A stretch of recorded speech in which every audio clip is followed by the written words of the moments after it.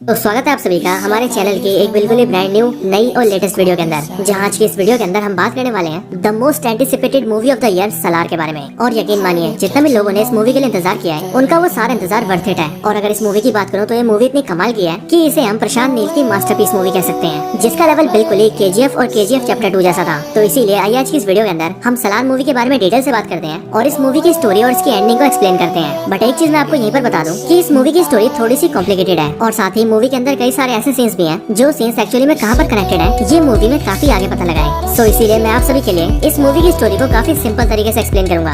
और हाँ, जो भी लोग यहाँ पर नए हैं वो चैनल को सब्सक्राइब जरूर कर लें और सब्सक्राइब बटन के बगल के बेल आइकन को भी ऑल पर सेट कर लें ताकि फ्यूचर में आने वाली सारी वीडियोस आपको अपलोड होते ही मिल जाए। तो फिर आइए अब हम बिना किसी देरी के आज की इस कमाल की वीडियो को स्टार्ट करते हैं और सलार मूवी की स्टोरी के बारे में डिटेल से जानते हैं। तो इस मूवी की स्टोरी होती है दो छोटे बच्चों से, जिन दोनों बच्चों की एज 10 से 12 साल होती है। इनके नाम होते हैं वर्धा और देवा और ये दोनों ही एक दूसरे के बहुत अच्छे दोस्त होते हैं। मूवी की स्टार्टिंग में ये दोनों साथ में खेल रहे होते हैं, बट तभी इनमें से वर्धा को कुछ बच्चे परेशान करते हैं जो कि इनसे काफी बड़े होते हैं। बट ये देखकर देवा अपने दोस्त वर्धा की हेल्प करता है और वो उन सभी को पीट कर अपने दोस्त को बचा लेता है। और यही हमें ये पता लगता है कि वर्धा और देवा दोनों ही सच्चे दोस्त हैं। बट इसके बाद ही अगले सीन के अंदर हमें एक रात का सीन दिखाया जाता है, जिस रात को बारिश हो रही है और यहाँ पर देवा अपने घर को लॉक कर रहा होता है। देवा के घर के आसपास काफी तबाही मची होती है और देवा के घर के अंदर उसकी मदर होती है और वो अपनी मदर को लॉक करके अपनी मदर को प्रोटेक्ट कर रहा होता है। बट तभी हम ये देखते हैं कि वहाँ पर कुछ गुंडे आ जाते हैं जो कि देवा को पकड़ लेते हैं और उसके घर के गेट को तोड़ देते हैं एंड देन वो उसकी मदर को बाहर निकाल लेते हैं। और फिर हम ये देखते हैं कि वो उन दोनों को मारने की कोशिश करते हैं, लेकिन इससे पहले कि वो गुंडे देवा और उसकी मदर को मार पाते हैं वहाँ पर एक गाड़ी से वर्धा अपने कुछ आदमियों के साथ आता है। और यहीं पर हमें ये भी पता लगता है कि ये जो आदमी है जो कि देवा और उसकी मदर को मारना चाहते हैं वो असल में वर्धा के फादर के लोग हैं। और इसलिए यहाँ पर आते ही वर्धा उन सभी से कहता है कि वो लोग उसके दोस्त और उसकी मदर को छोड़ दें।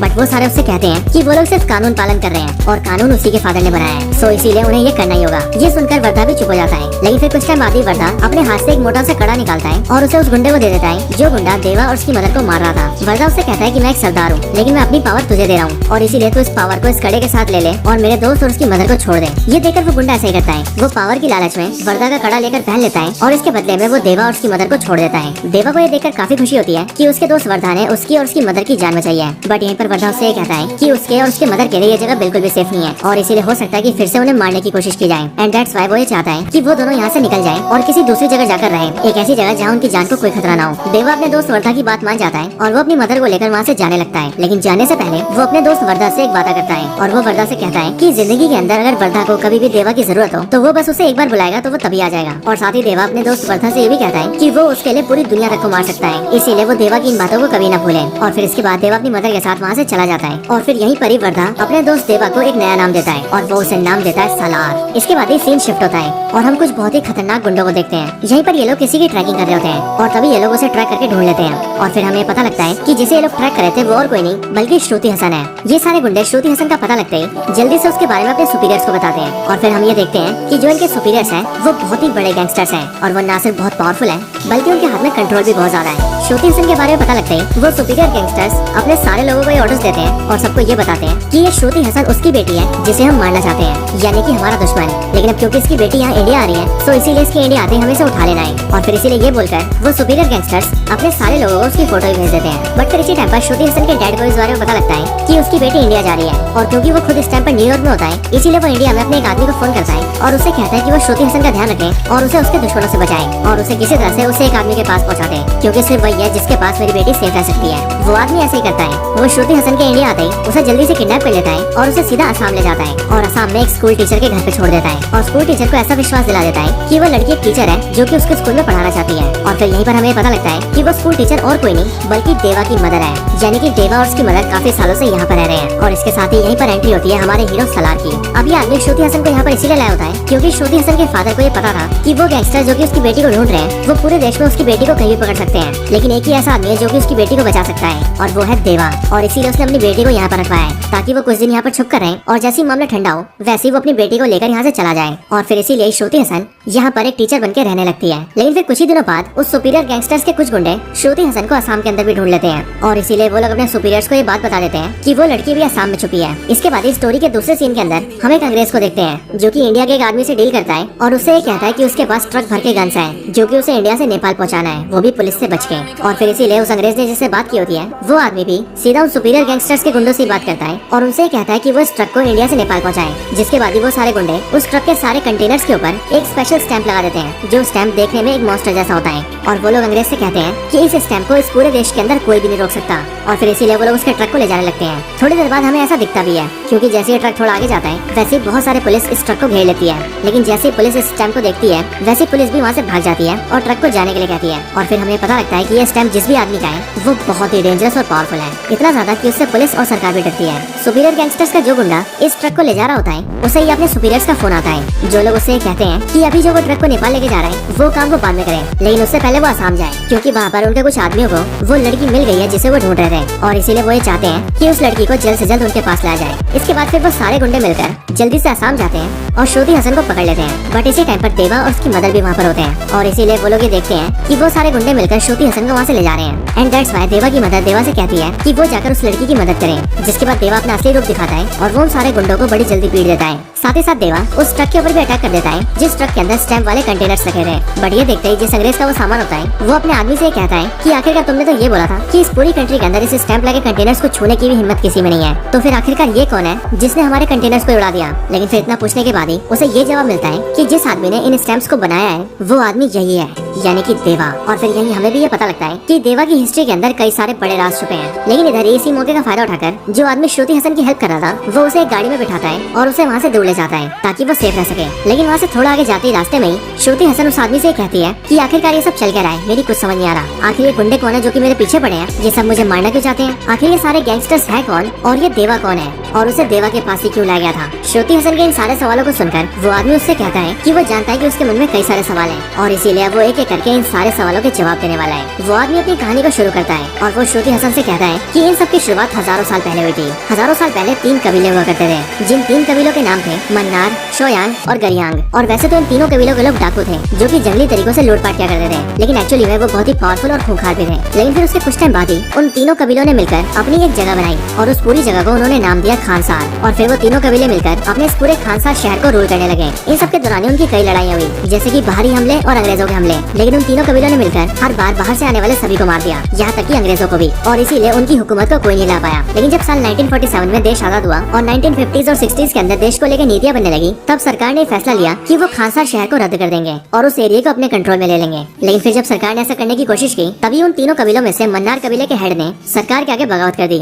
और सरकार के कई सारे मंत्रियों को मार दिया और सरकार को ये धमकी दी कि वो कभी भी खानसार की तरफ उंगली भी न उठाएं। जिसके बाद ऐसा ही हुआ और फिर कभी सरकार ने भी खानसार के लिए कोई एक्शन नहीं लिया। इसके बाद मन्नार कबीले का वो लीडर धीरे धीरे करके पूरे खानसार का हेड बन गया और क्योंकि वो एक बहुत ही महान लीडर था इसीलिए उसने भी धीरे धीरे करके खानसार में काफी डेवलपमेंट किए। उसने खानसार में बढ़िया बढ़िया बिल्डिंग्स बनाई, खानसार के लिए एक पूरी मिलिट्री खड़ी कर दी जिनके पास खुद के सोल्जर्स थे। उन्होंने अपने लिए कई सारे हथियार लिए और यहाँ तक कि उस लीडर ने खानसार के लिए कई सारे कानून भी बनाए और खानसार के इस लीडर का नाम था शिव मन्नार। इसके साथ ही खानसार के अंदर शिव मन्नार ने एक डेमोक्रेटिक सिस्टम भी बनाया, जिस सिस्टम के अंदर उसने खुद का एक पार्लियामेंट सिस्टम खड़ा किया। शिव मन्नार ने पूरे खानसार को 101 पार्ट्स में बांटा और उन सारे एरियाज को रिप्रेजेंट करने के लिए एक वोट पावर बनाई। जिसके बाद अपनी सभा के अंदर उन्होंने 3 सिस्टम बनाए, पहला कपार, दूसरा सरदार और तीसरा कर्ता। और इन तीनों के लिए अलग अलग कड़े बनाए गए। इस पूरी सभा में कपार की संख्या 62 थी, सरदार की संख्या 8 और कर्ता की 1। सभी कपार को एक वोट पावर दी गई, जिसे रिप्रेजेंट करने के लिए उन सभी को एक पतले कड़े भी दिए गए जो कि इस बात को रिप्रेजेंट करते थे कि वो सभी कपार हैं। अगली बारी सरदार की, तो एक सरदार को 3 वोट पावर्स दिए गए और इसीलिए 8 के 8 सरदारों के पास 3 वोट पावर्स हैं, जो कि मिलकर बनती है 24 और उन्हें रिप्रेजेंट करने के लिए इन सभी को मोटे कड़े दिए गए। लेकिन फिर आखिर में आता है कर्ता, जिसे मिले 15 वोट पावर्स और इसीलिए इसका कड़ा भी सबसे मोटा है। और अपने इस पूरे सिस्टम के अंदर शिव मन्नार खुद कर्ता बना, जो कि सबसे ज्यादा वोट पावर्स के साथ पूरे खानसार को लीड करेगा। इस पूरे सिस्टम से खानसार के सारे लोग बहुत खुश थे और शिव मन्नार बहुत बेहतर तरीके से खानसार को रूल करते थे। लेकिन फिर कुछ टाइम बाद ही नेचुरल रीजंस की वजह से शिव मन्नार की डेथ हो गई। लेकिन फिर शिव मन्नार के मरने के बाद तीनों कबीलों ने और पूरी सभा के सारे सदस्यों ने मिलकर ये फैसला लिया कि अब से शोयांग कबीले के हेड कोई खानसार का कर्ता बनाया जाएगा, जिसके बाद वही खानसार को लीड करेंगे। बट ये बात शिव मन्नार के बेटे राज मन्नार को बहुत बुरी लगी और इसीलिए उसने शोयांग कबीले के हेड को मार दिया ताकि वो कर्ता न बन पाए। और इसके साथ ही शोयांग कबीले का कोई भी सदस्य कभी भी उसके खिलाफ बगावत न कर पाए, इसके लिए उसने ये ऑर्डर जारी कर दिए कि शोयांग कबीले के सारे लोगों को मार दिया जाए। जिसका मतलब ये था कि खानसार में रहने वाले 3 कबीलों में से अब एक कबीले को पूरी तरह से मिटा दिया जाएगा। और फिर ये सब करने के बाद राज मन्नार खुद ही खानसार का कर्ता बन गया। साथ ही साथ उसकी सभा से भी कोई इसकी बगावत न करे, इसीलिए उसने अपने परिवार के सदस्यों में से ज्यादातर को कर्ता बना दिया। शिव मन्नार की 2 पत्नियां थी, जिनमें से पहली बीवी से उसे 2 बच्चे थे, जो कि थे ये दोनों, एक बेटा और एक बेटी, जिनमें बड़ा वाला बेटा गरुड़ा है, KGF वाला गरुड़ा। इसके साथ ही दूसरी बीवी से भी इन्हें 2 बेटे थे, जिनमें जिनमें एक था वर्धा और दूसरा वर्धा का छोटा भाई। और अब अगर आप सभी ने ध्यान दिया हो तो आपको पता लगेगा कि ये वही वर्धा है जो कि देवा का दोस्त है। इसके साथ ही यहाँ पर हमें ये भी पता लगा कि राज मन्नार का बेटा गरुड़ा, उसकी छोटी बहन और उसकी बेटी का पति यानी कि राज मन्नार का जमाई और साथ ही साथ उसकी पत्नी का भाई यानी कि उसका साला, ये चारों सदस्य उसकी सभा में सरदार थे और उसने अपने परिवार के सदस्यों को ये पद दिया था। लेकिन राज मन्नार ने वर्धा को कोई भी पोस्ट नहीं दिया था। लेकिन ऐसा इसीलिए क्योंकि जब वर्धा छोटा था तभी राज मन्नार ने वर्धा को पोस्ट दी थी और उसने उसे एक सरदार बनाया था। लेकिन अगर आप सभी को याद हो तो मूवी के स्टार्टिंग के सीन के अंदर ही वर्धा अपने सरदार वाला वही कड़ा निकालकर उस गुंडे को सौंप देता है जो कि देवा और उसकी मदर को मारने आया था। और वर्धा की इसी हरकत को देखकर शिव मन्नार उससे गुस्सा हो गया था और इसीलिए उसने उसके बाद उसे कोई पद नहीं दिया था। इन सब के साथ ही राज मन्नार ने अपने रूल करने के साथ ही अपने पिता के बनाए कानून में भी बदलाव किए थे और कुछ कानूनों को बदल दिया था। और एक कानून ये भी बना दिया था कि जो भी ताकतवर हो वो कर्ता से बगावत करके और उसे हरा के या मार के खानसार के ऊपर रूल कर सकता है, यानी कि जो पावरफुल होगा उसी की डोमिनेंस चलेगी। इन सारे कानूनों और अपने तरीकों के साथ मिलकर राज मन्नार ने खानसार के ऊपर 25 सालों तक रूल किया और उसके पूरे राज के अंदर कभी भी कोई कमी नहीं आई। लेकिन फिर एक दिन अचानक से राज मन्नार ये डिसाइड करता है कि उसे किसी जरूरी काम से खानसार से बाहर जाना है। बट फिर इसी टाइम पर राज मन्नार का जमाई उसके पास आता है और उससे कहता है कि उसे अपने बेटे वर्धा को ठुकराए हुए काफी टाइम हो चुका है, लेकिन अब शायद उसे वर्धा को बुला लेना चाहिए। इसके बाद ही हमें देखते हैं कि राज मन्नार वर्धा की बात सुनकर इमोशनल हो जाता है और यहीं पर हमें ये भी पता लगता है कि अपने सारे बच्चों में से राज मन्नार सबसे ज्यादा प्यार वर्धा से करता है। और इसके साथ ही जब भी वो वर्धा को देखता है तब उसे अपने पिता की याद आती है एंड दैट्स व्हाई राज मन्नार ये मन बना लेता है कि वो अपने बाद अपने बेटे वर्धा को ही करता बनाएगा। इसके बाद ही राज मन्नार अपनी बेटी को टेम्पररी बेसिस के लिए करता बनाता है और उससे कहता है कि जब तक वो वापस नहीं आता तब तक वो उसकी जगह रहकर रूल करेगी। इसके साथ ही वो सभा के अंदर अपने बेटे वर्धा को बुलाता है और 8 सरदारों में से एक सरदार की पोस्ट लेकर वर्धा को एक सरदार बना देता है। और साथ ही वो ये भी अनाउंस करता है कि जब वो वापस आएगा तब वो अपने बेटे वर्धा को करता बना देगा, जिसके बाद उसका बेटा वर्धा ही खानसार पर रूल करेगा। और फिर इन सब के बाद राज मन्नार जरूरी काम से खानसार से बाहर चला जाता है। बट फिर तभी हमें देखते हैं कि राज मन्नार का जमाई अपना असली रंग दिखाता है और राज मन्नार ने जिस आदमी की सरदार पोस्ट लेकर अपने बेटे वर्धा को सरदार बनाया था वो उसी आदमी के पास जाता है और उसे बोलकर भड़काने लगता है कि राज मन्नार ने उसके साथ गलत किया है। अब यहीं पर हमें ये बात भी पता लगती है कि ये आदमी उसी आदमी का बेटा होता है जिस आदमी को वर्धा ने बचपन में अपना कड़ा दिया था और अपने सरदार का ओहदा दिया था। और यहाँ पर राज मन्नार का जमाई उसी बात को बोलकर इस आदमी को भड़का देता है और उससे ये कहता है कि अगर वो चाहे तो अपनी पोस्ट को बचा सकता है और इसके लिए बस उसे वर्धा को खत्म करना होगा। वो आदमी अपनी सरदार की पोस्ट को बचाने के लिए वर्धा को मारने के लिए तैयार हो जाता है, जिसके लिए वो तैयारियां भी करने लगता है। लेकिन तभी दूसरी तरफ हमें ये भी पता लगता है कि राज मन्नार के फैसले से उसका बड़ा बेटा गरुड़ा भी बहुत गुस्सा है। अब वैसे मैं आप सबको बता दूं कि मूवी के अंदर इसका नाम गरुड़ा नहीं है, लेकिन क्योंकि मुझे इसका असली नाम याद नहीं इसीलिए हम इसे गरुड़ा ही बोल रहे हैं। गरुड़ा को इस बात की जलन होती है कि राज मन्नार का सबसे बड़ा बेटा वो है, लेकिन फिर भी राज मन्नार ने उसके होते हुए उसके छोटे भाई वर्धा को कर्ता बनाने का फैसला लिया है और इसीलिए इसके मन में भी वर्धा के लिए घृणा आ जाती है और वो वर्धा को मारने की कोशिश करता है। इसके बाद वर्धा के खिलाफ के सारे लोग एक साथ हो जाते हैं और वो सब साथ मिलकर वर्धा को मारने जाते हैं और वो सोचते हैं कि वो सभी वर्धा को मार देंगे जिससे कि वर्धा कभी कर्ता नहीं बन पाएगा और उन्हें भी कभी दिक्कत नहीं होगी। लेकिन फिर तभी ये बात राज मन्नार की बेटी को पता लग जाती है, वही बेटी जो कि टेम्परेरी बेसिस पर यहाँ की कर्ता थी, और वो ये जान जाती है कि वर्धा को मारने की कोशिश की जा रही है। अब वैसे तो वो भी वर्धा से नफरत ही करती थी, लेकिन वो ये सोचती है कि उसके फादर ने उसे जिम्मेदारी दी है और इसीलिए अगर उसके राज में कुछ गलत हुआ तो वो अपने फादर का भरोसा खो देगी एंड दैट्स व्हाई वो ये फैसला लेती है कि वो ये सब रोक करेगी। इधर हम ये देखते हैं कि वर्धा के सारे दुश्मन मिलकर वर्धा को मारने के लिए आ जाते हैं और वो वर्धा को मारने के लिए उसे घर से भी निकाल लेते हैं। लेकिन जैसे ही वो लोग उसे मारने वाले होते हैं वैसे ही खानसार शहर के अंदर बहुत बड़ी बड़ी घंटियों की आवाज आने लगती है और हमें पता लगता है कि ये एक सीज फायर है जिस सीज फायर को खानसार का कर्ता डिक्लेयर कर सकता है। और यहाँ पर इस सीज फायर को राज मन्नार की बेटी ने डिक्लेयर किया है। इसके बाद ही मीटिंग होती है जिस मीटिंग के अंदर सबको बुलाया जाता है, जहाँ पर राज मन्नार की बेटी वर्धा के सारे दुश्मनों से पूछती है कि आखिर वो लोग ये सब क्यों कर रहे हैं। लेकिन इस बात के जवाब में वो लोग ये कहते हैं कि वो लोग जो भी कर रहे हैं वो खानसार के कानूनों के अंदर है और राज मन्नार ने ये कानून बनाया है कि जो भी पावरफुल है वो खानसार के अंदर अपनी डोमिनेंस बना के कर्ता बन सकता है और वो लोग भी वही करने की कोशिश कर रहे हैं। सो इसीलिए उसमें गलत क्या है। बट राज मन्नार की बेटी ये जानती थी कि जो भी होने वाला है उससे उसका फादर कभी खुश नहीं होगा एंड दैट्स व्हाई वो अपने सीज फायर को नहीं हटाती।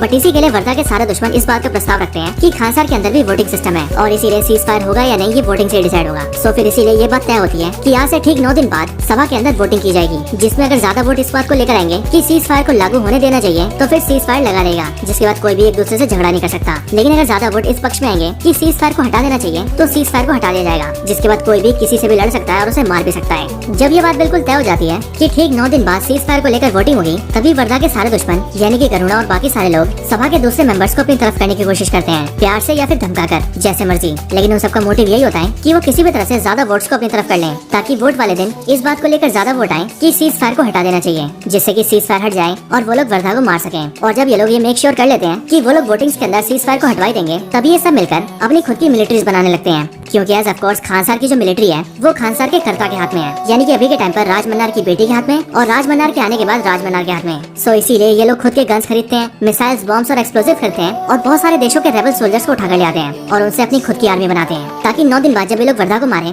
तब जब उन्हें कोई रोकने आए तो वो उसे भी खत्म कर दें। ये सारी चीजें वर्धा का छोटा भाई और उनके साथी भी देखते हैं और वो लोग ये डिसाइड करते हैं कि अगर उन सबको बचना है और इस लड़ाई को जीत कर जिंदा रहना है तो उन्हें भी खुद के लोग चाहिए होंगे और उन्हें भी खुद की आर्मी तैयार करनी होगी। और फिर इसी के लिए वर्धा का छोटा भाई उससे पूछता है कि उनकी आर्मी कहाँ है, वो कब उसे तैयार करेंगे। और फिर इसीलिए वर्धा खानसार से निकलकर सीधा एक जगह जाता है, जो जगह होती है गुजरात के एक छोटे से गाँव में, और वहाँ जाकर वो मिलता है अपने पुराने दोस्त देवा से। वहाँ आकर वो देवा उसकी मदर से मिलता है और वो देवा से ये कहता है कि उसे उसकी मदद की जरूरत है। और क्योंकि देवा ने अपने बचपन के दोस्त वर्धा से वादा किया था कि वो जिंदगी में जब भी उसे बुलाएगा तब वो उसके लिए हाजिर होगा और जो वो चाहेगा वो करेगा। एंड दैट्स व्हाई देवा वर्धा के साथ चला जाता है, जिसके बाद वर्धा देवा को लेकर खानसार में आता है। बट ये देखकर वर्धा के साथी काफी नाराज होते हैं, क्योंकि उन्हें ऐसा लगता है कि वर्धा पूरी आर्मी बिल्ड करने की बजाय सिर्फ एक ही आदमी को उठाकर ले आया है, जो कि शायद से किसी काम का नहीं है। लेकिन एक्चुअल रियलिटी क्या है ये तो हम और आप जानते हैं, क्योंकि जिस बंदे को वर्धा लेकर आया है वो अकेला ही किसी आर्मी से भी बढ़कर है, क्योंकि वो है सलार। इसके बाद ही सभी लोग तैयार होते हैं और सीधा वोटिंग्स का वेट करते हैं। एंड देन फिर वो दिन आ जाता है जिस दिन सीज फायर के ऊपर वोटिंग्स होती है। बट फॉर्चुनेटली इसी दिन वर्धा का फादर राज मन्नार भी आ जाता है, जो कि खानसार का करता है विद 15 वोट्स। और इसीलिए जब वोटिंग्स होती है तब पहले तो सीज फायर को हटाने को लेकर ज्यादा वोटिंग्स आती है,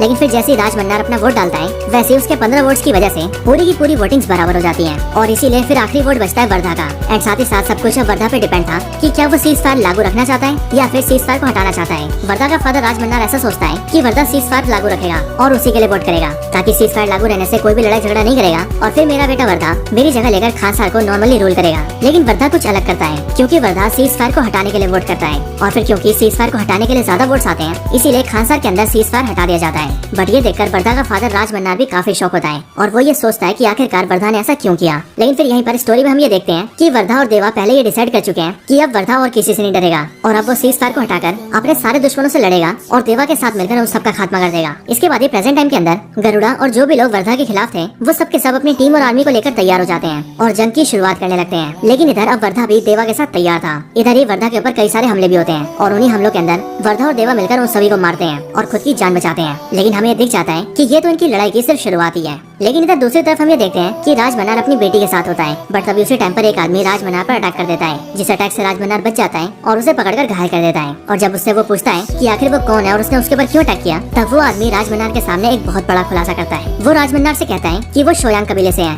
यानी कि वही कबीला जिस कबीले के हेड को आज से कई साल पहले खानसार का कर्ता बनाया गया था। लेकिन राज मन्नार ने उसे मार दिया था और उसके साथ साथ उसके पूरे कबीले के लोगों को भी खत्म करवा दिया था। बट जब राज मन्नार के आदमी पूरे कबीले के लोगों को मार रहे थे तब उसी टाइम पर उन्होंने अपने कई सारे बच्चों को छुपा लिया था, जिससे कि उन सारे बच्चों की जान बच गई और वो उन्हीं में से एक बच्चा है। इसके साथ ही वो ये भी बताता है कि राज मन्नार का जमाई भी एक शोयांग है और उन्हीं की तरह भी सैकड़ों शोयांग जिंदा है, जो कि कई सालों से युद्ध की तैयारी में है और अब वो राज मन्नार की पूरी सल्तनत को खत्म करने वाले हैं। और इस तरह से वो लोग अपने माता पिता और अपने कबीले का बदला लेंगे। इसके साथ ही वो सभी राज मन्नार को ये भी बताते हैं कि हमारे कबीले के जिस हेड को उसने मारा था उसके लोग उसके बेटे और उसकी बीवी को भी मारने गए थे, लेकिन उसके बेटे और उसकी बीवी की जान बच गई। और फिर हमें भी यहाँ पर ये पता लगता है कि शोयांग कबीले के हेड के जिस पत्नी और बेटे की वो बात कर रहा है वो और कोई नहीं बल्कि देवा और उसकी माँ है, यानी कि देवा ही वो बच्चा है जो कि शोयांग कबीले के हेड का बेटा था, यानी कि वही जिसे राज मन्नार ने मार दिया था। मतलब कि देवा के फादर को मारने वाला और कोई नहीं बल्कि उसी के सबसे प्यारे दोस्त वर्धा का पिता राज मन्नार है। साथ ही साथ यहीं पर वो आदमी राज मन्नार से ये भी कहता है कि तुमने हमारे हेड को मारा था, जो हेड खानसार का भी लीडर बनने वाला था। और अब क्योंकि देवा उसका बेटा है इसीलिए अब वही हमारे कबीले का हेड है और रियलिटी के अंदर वही खानसार का असली लीडर भी है,